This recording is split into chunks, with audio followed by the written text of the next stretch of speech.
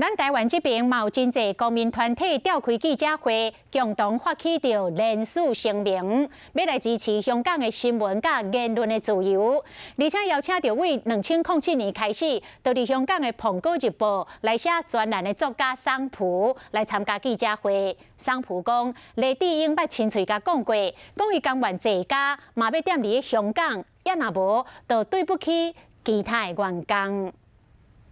公民团体手提白纸，替伫香港受到打压的新闻自由发声。